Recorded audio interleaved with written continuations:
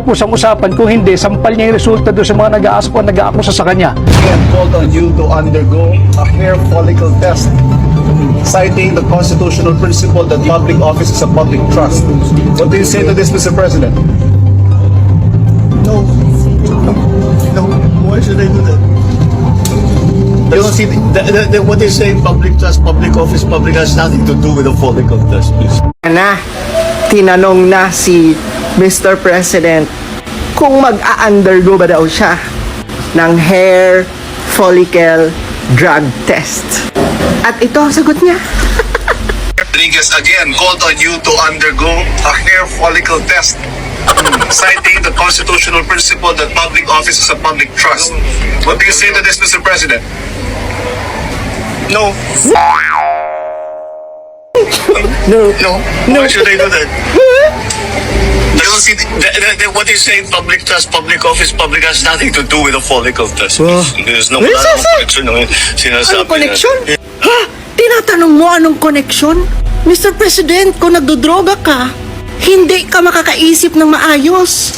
At ikaw ay presidente ng Pilipinas, once and for all, toldukan mo ang issue kung talagang nagdodroga ka or hindi.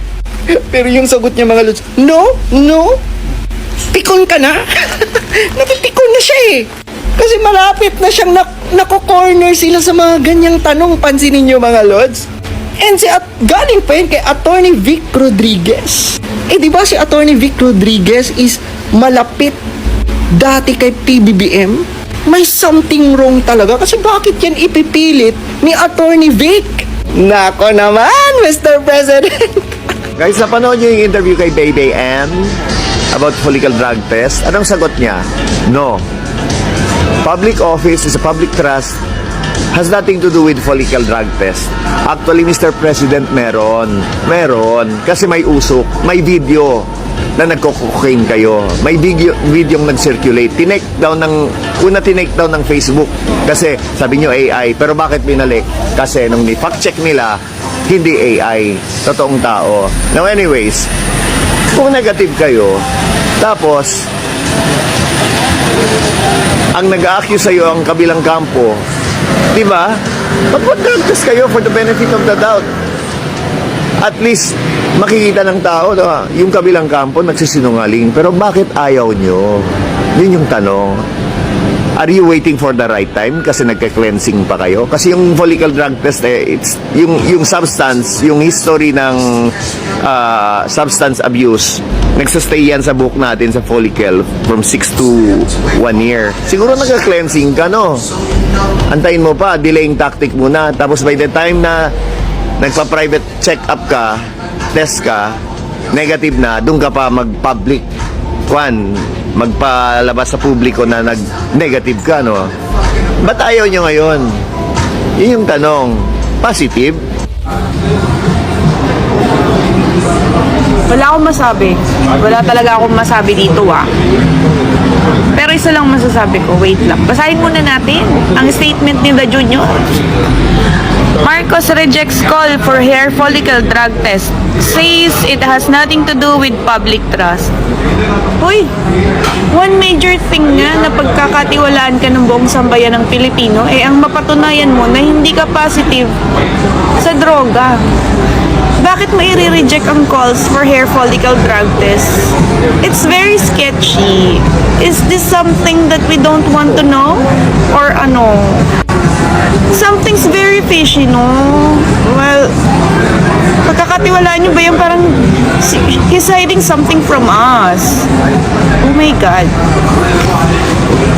So, para mapatunayan mo na we're lying at we're peddling fake news, gawin mo na yan. Ay, sorry, ang dami kong nasabi. Pero real talk lang naman, di ba? Di ba? Wala namang masama doon. Baka magalit na naman yung mga aso. Ay, naku Well, Mr. President, as always, expected na namin yan. We have been asking for that result for the past years of your administration. So, magtatatlong taon na sa June. So, 3 taon na rin sinisigaw ng bayan niya. Okay? So, may kasabayan nga tayo mga Pilipino Kapag gusto, may paraan. Kapag ayaw, may dahilan. Well, halata naman na may pinagtatakpan, may pinagtataguan. Okay? So, of course, karapatan mo yan eh. Kaya lang, ang sinasabi rin kasi namin is yung karapatan namin kung nasa tama bang kalusugan at pag-iisip ang namumuno sa aming bansa. Kasi we feel and we know for a fact na yung mga nasa ganyang abuse ng substance, nakikita kasi namin sa iyong expression, ano ba tawag doon? I'm not so sure kung ang tawag yan eh. Pero it takes one to know one, sir. During my college days, hindi ko naman kinakahiya. Marami akong natutulang lessons sa aking ginawang pagbibisyo for the past 6 months. Not really ba? I mean, it was 6 months nung ako'y nag-adok-adok dahil nga sa peer pressure. Panahon ko pa yun ng college.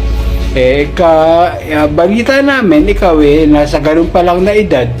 Kaya lang, ang pagkakaiba ko, ako 6 months lang. Ikaw, it seems na hindi ka huminto hanggang ngayon.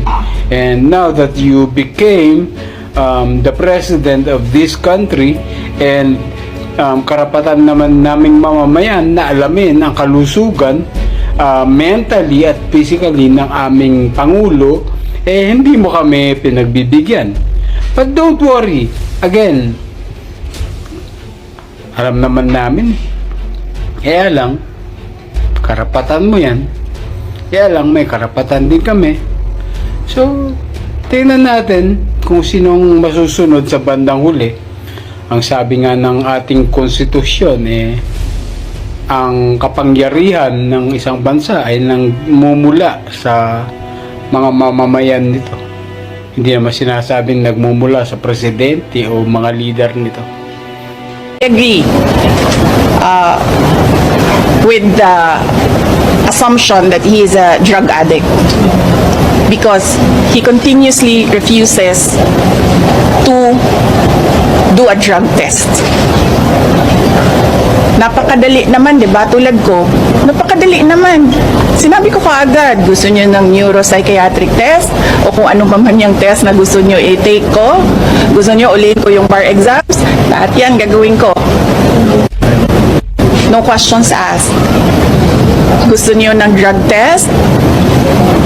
Sabi ko, dagdagan ko pa ng drug test. Napakadali gawin sa atin yan. Ngayon kaagad na araw na ito, gawin natin yan. Pero, lahat, sabi ko nga, sisimulan namin sa Office of the Vice President ang drug test, kaming lahat. Diba? So, dapat, tayong lahat sa gobyerno, mag-drug test tayong lahat. Again, called on you to undergo a hair follicle test, citing the constitutional principle that public office is a public trust. What do you say to this, Mr. President? No. No, why should I do that? You don't see what they say, public trust, public office, public has nothing to do with the follicle test. There's no, wala namang connection ng sinasabi na. He's always had that weakness every time when he was still working for me. If you believe in what he was saying, why did he work for me?